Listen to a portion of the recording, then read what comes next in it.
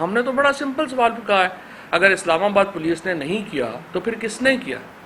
کیونکہ جو ٹارچر ہے وہ تو شہباز نے، جب ہم جوڈیشل ریمانڈ کے اوپر گئے پہلے دن، اب 8 دن ہو گئے ہیں، اب ویڈیو چل رہی ہیں، مجھے نہیں پتا ویڈیو صحیح ہے غلط ہے، اگر صحیح ہے تو بڑی اچھی بات ہے، اور یہ اچھی بات ہوگی کہ شہباز جو ہیں وہ صحت مند ہوں۔ 8 دن 7 دن 8 دن پہلے جو ان کے اوپر جو ہوا، اس وقت تو وہ اس سے بیٹھا نہیں جا رہا تھا سیٹ کے اوپر، وہ تو جج کو اس نے پوری اپنی قمیض جو ہے وہ پیچھے سے دکھائی کہ پوری اس کی جو اپنا کمر ہے وہ نیلی ہوئی تھی، پھر بخشی خانے میں اس نے جا کے پورا اپنا دکھایا کہ کس طرح سے اس کے اوپر جو ہے وہ تشدد ہوا، اور وہاں پہ بیٹھے ہوئے فرینکلی پولیس والوں نے بھی کہا جی کہ آپ کو پتہ ہے بڑی زیادتی ہوئی ہے، ہم نے نہیں کی۔ سوال یہ ہے کس نے کی؟ تو آپ نے یہ سوال کا جواب ڈھونڈنا ہے۔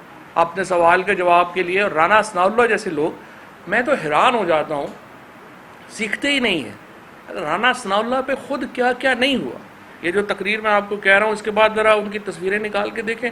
جو لوگ تشدد سے گزرے ہیں وہی بعد میں کہیں کہ نہیں ہمارے مخالفوں کے اوپر بھی اس طرح کا تشدد ہونا چاہیے، تو پھر آپ کیا کہیں گے؟ اس کا مطلب ہے انہوں نے کچھ نہیں سیکھا۔ تو سوال یہ تو ہے ہی نہیں ہے کہ میں کہہ رہا ہوں یا عمران خان کہہ رہے ہیں یا پی ٹی آئی کہہ رہی ہے یا کوئی اور لوگ کہہ رہے ہیں کہ تشدد ہوا ہے یا نہیں ہوا۔ سوال یہ آپ تحقیقات سے کیوں بھاگ رہے ہیں؟ تحقیقات ہونی چاہیے، انڈیپینڈنٹ پینل بننا چاہیے۔ اور پھر جو کل عمران خان نے آ کے جو تقریر کی ہے، وہ کہہ رہے ہیں کہ جی رانا ثناء اللہ کہہ رہے ہیں کہ یہ بڑی جناب انہوں نے جو ہے وہ دھمکیاں دی ہیں۔ دھمکیاں کیا دی ہیں؟ انہوں نے کہا میں لیگل ایکشن لوں گا۔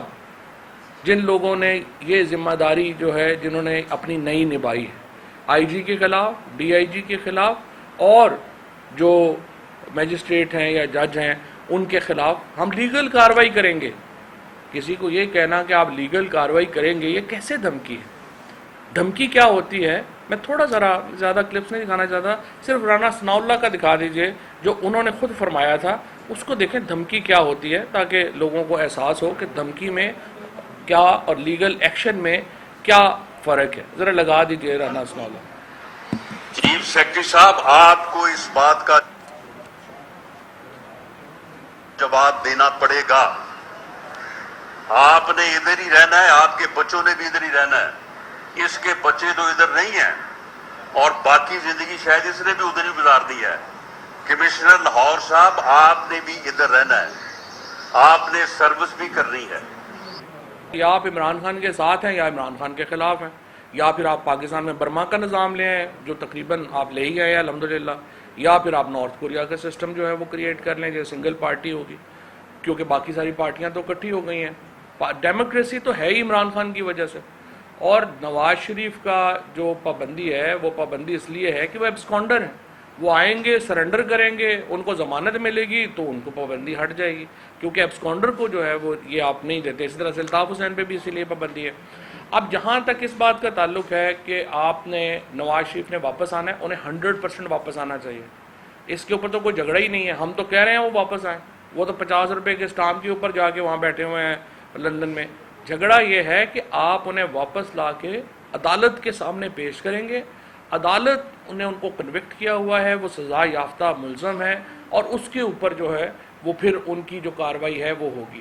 ڈسکوالیفیکیشن ان کی جو ہے وہ سپریم کورٹ نے کی ہوئی ہے، اس کے خلاف نظر ثانی کی اپیل بھی ختم ہو چکی ہے۔ اگر انہوں نے سیاست میں حصہ لینا ہے، اس کے لیے 2/3 میجورٹی سے آئین میں ترمیم کرنی پڑے گی، ڈیل آپ کر نہیں سکتے، یہ قانونی پوزیشن ہے۔ اس کے علاوہ تو پھر آپ کو مارشل لاء لگا کے نواز شریف کو ایلیجبل کرنا پڑے گا، اس کے علاوہ تو کوئی اور راستہ نہیں۔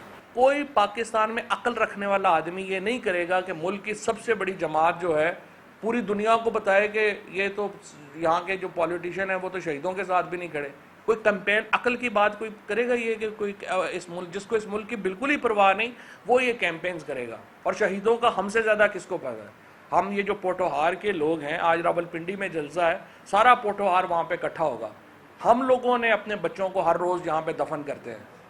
یہ جو آپ لوگ باتیں کر رہے ہیں، آپ لوگوں کا تو پتہ نہیں کوئی واقف بھی ہے کوئی جو ہے وہ شہیدوں کا کوئی خاندان یا نہیں ہے۔ ہمارے فیملیز ہیں، ہمارے لوگ ہیں، ہمارے جیلم کے پنڈادن خان میں، سہاوا میں، ڈومیلی میں، گجر خان میں، یہ جو ہمارا پورا پوٹوہار کا علاقہ ہے، یہاں پہ ہم نے اپنے بچوں کو جو ہے وہ ہم روز دفناتے ہیں۔ ان میں ہم سے زیادہ کون شہیدوں کے جو دکھ اور درد ہے اس کو سمجھتا ہوں. ان کی فیملیز جو ہیں وہ ہمارے دایاں اور بایاں بازو ہیں.